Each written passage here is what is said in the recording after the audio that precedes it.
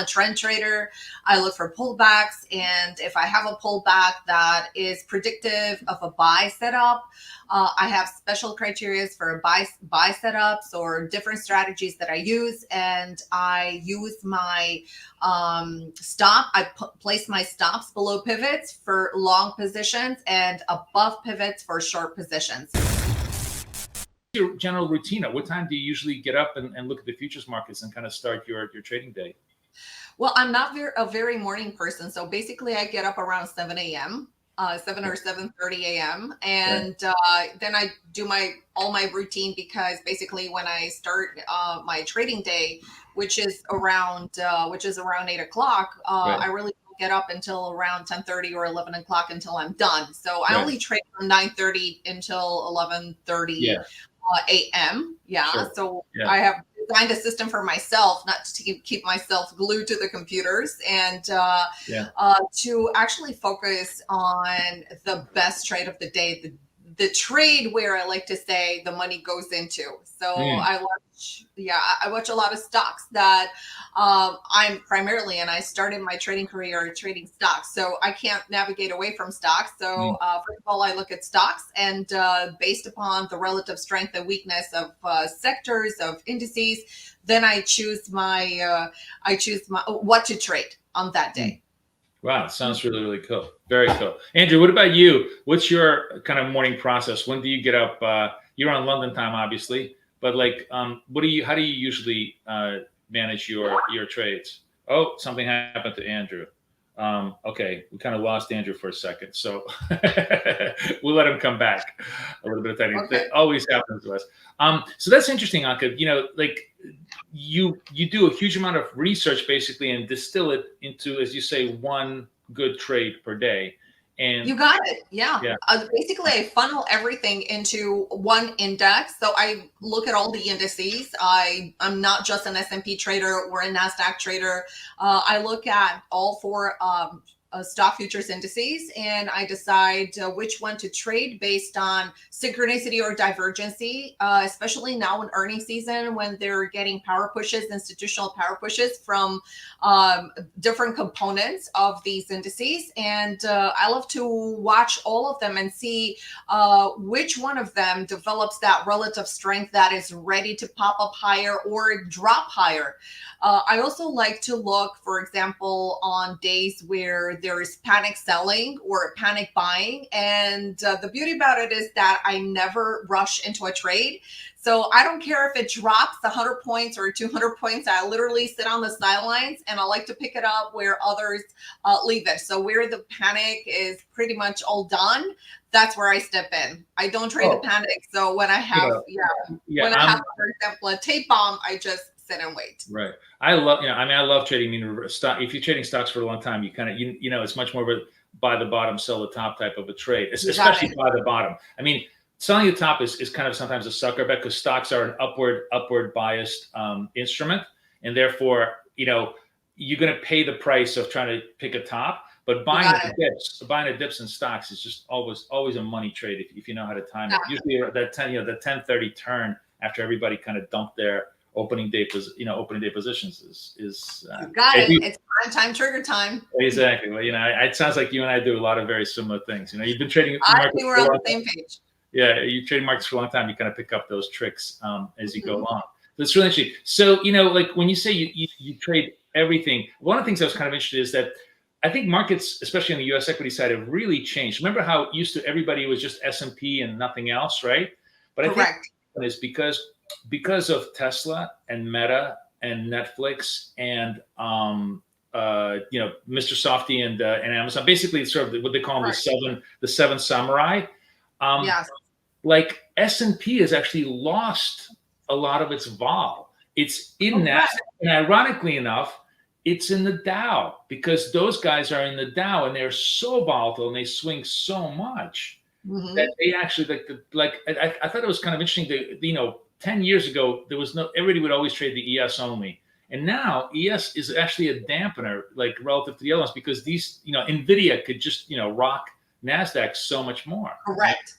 Yeah. Yes, and yeah, even though the biggest volume is in still into the S&P, it doesn't have very large swings, Right. especially when we started earnings season a couple of weeks ago when financials were literally massively gaining strength. The S&P and even energy stocks were like so strong. Right. The S&P was barely moving. So again, the attention shifted towards NASDAQ, towards the Dow, especially when Boeing had earnings. Right. Or yeah, it's the little it's the little Yeah. things that count on when It do. you're It do because markets change, and you have to kind of change with them, right? Um, absolutely. Speaking of changing with the markets, Mister Pitman, Andrew Lockwood, how are you? Are you there? Are you back with Yeah, us? sorry about. I'm not sure what happened there. I seem to Yeah. get booted out at the moment. You went live, but Yeah. we're back on. So yeah, sorry about that, No, folks. no problem. Hopefully you were able to hold the fort for me. No problem, no problem. We were just talking about a little bit about process, and I was just kind of interested. So Anka was sharing what she does in the morning. I was kind of wondering, like, what's your routine in the morning? What do you do? How do you kind of Yeah, so I generally want to be at the desk by about 7:30 London time. Mm-hmm. Obviously, I mean 8:30 is the official sort of time. What have you? We've got a trading room as well, which I'm in there as well. So generally by about 7:30, 8 o'clock, I'm sitting at my sort of my game plan for the day. I'm picking my battles, to use the expression. Basically looking for Right. there's so much to trade. I want to just sort of focus in and zoom in on what I'm going to be looking at for that trading day, as opposed to be looking at everything. And I think I showed you earlier about my sort of my strength meter that I use for the currency markets. I basically get a sort of an edge, a feel. Maybe For what you could actually share your strength meter with us, because that's sort of like your first step. It's kind of your filter. I know there it is. Honestly, Boris, I came into the markets, obviously a pit trader for many years, but into the forex markets 2005, 2006. I've been relying on this type of thing since 2006. It basically just gives me my edge in the markets. I want to be typically buying what's strong and selling what's weak as a trend follower. Right.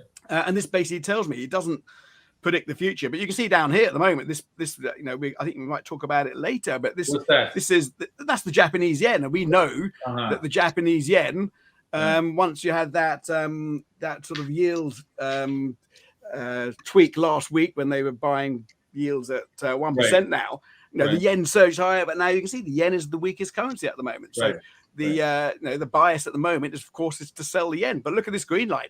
That's the US dollar. That tells me that, it doesn't predict the future, Boris, but it tells me at the moment that the money is still flowing into the US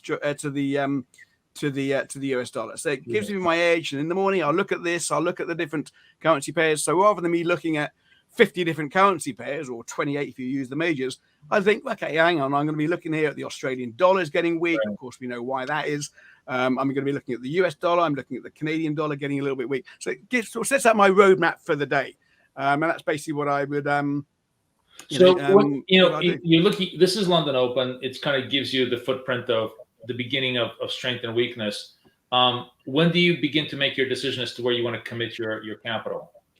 So I've got trading strategies that I use. I mean, we have I have an overnight strategy, right, which is looking for reversals, big reversals. I happen to call it the naked trading. So that basically is normally done at 10 p.m. the night before. New York time, which is 5 p.m. New York, which is 10 p.m. my time, for our big reversals. So that's basically 10 minutes a day for me to decide on that. And generally speaking, we'll have a look at it on the morning, make sure the trades have been set up, if there are indeed any setups. Doesn't I only have 3 or 4 trades a month on that. But intraday tend to be on the 1 hour chart these days, so I'm not down on the 5 minutes anymore. When I was in the trading pits, I was on a 1 second sort of price time horizon. But now it's more sort of 1 hour chart. So I'll look at it throughout the trading day. Obviously, I'm running the trading room as well, so we're streaming in there as well. So we're looking for always set up. So I normally would plot in, or have plotted in, my massive levels, my key levels, normally well ahead of time. I do that sort of periodic throughout the trading week, levels that I don't want to trade through, update them now and again. So normally by 8 o'clock, 9 o'clock, we would have had a few trades off. If not, then maybe nothing's really going to be happening too much until maybe the US comes in. So how many the trades you would do intraday? Are they like a 20 pip trade? Or are they like sort of like, what are the Yeah, I mean, something like that. So generally on a 1 hour chart, of course, depending on what the ATR is. So, depending on, of course, on the currency pair and so forth. But yeah, I mean, you're in for, say, maybe 30, 40 pips with a 1-to-1 minimum risk reward. But, I'll take 1-to-1s, no problem. Yeah. I have a strategy which we call the boomerang strategy, which is just basically a boomerang. It's a pullback strategy, which we look to get into, on the hourly charts. Normally, hourly ATRs, they could be, 20, 30 pip stops, something like that, for that. But I mean, but obviously we look at indices as well, and and commodities as well. So the indices are a favorite one of ours as well. Got it. Anka, what about your stop ratios? Like let's say, just for argument's sake, we're trading NASDAQ.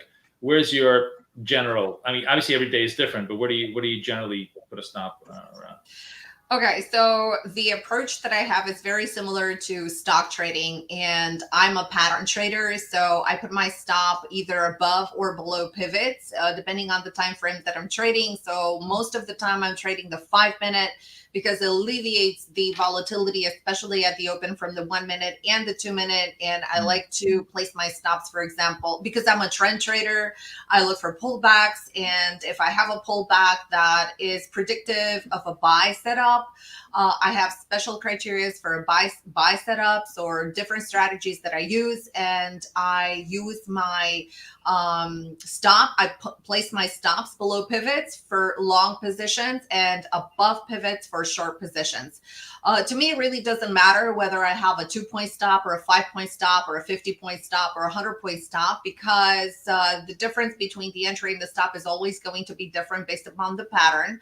And I position size for the trade. So for example, I use 1% of and anybody can use 1 to 3% of their account. I'm a bit more conservative into day trading, and I use 1%.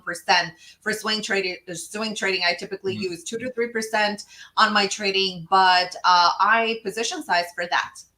Got it. So like on a typical day, I don't know, maybe did you have a trade yesterday? Like, can you just give us an idea what how the trade was yesterday? Sure. I had 3 trades yesterday. I had a couple of trades in NASDAQ, and I had 1 trade in the Dow. It was very, very choppy. Actually, the trade in the Dow was ended up a losing trade, but it was half an hour trade. It began with, for example, with a pullback, let's say a 3 to 4 par pullback, a reversal pattern, and my entry was above the reversal pattern. My stop was below the reversal pattern. The trade chopped around. It actually already achieved like target 1 or very close to target 1, and then it formed another range. So I lifted my stop a little bit higher. All I do is drag my stop a little bit higher, and when the trade turned around, because it was so sideways, the S&P was, everything was sideways. So I reduced my stop immediately. So instead of risking that whole hour, I saw the possibility of reducing my stop, just because there was another pivot formation. There was a higher pivot formation that was predictive that if we would have gotten the breakout, much awaited, and which never came. And I'm looking at the markets right now, and still it's not coming. So it's still very much range bound. Probably they're waiting for the 10 a.m. news. Yeah. So that's pretty much, So yesterday the price action was like watching like watching a coma patient, the EKG, whatever it is, was just like exactly. And it could be, I think it could be seasonal. We can talk a little bit about that actually in our segment.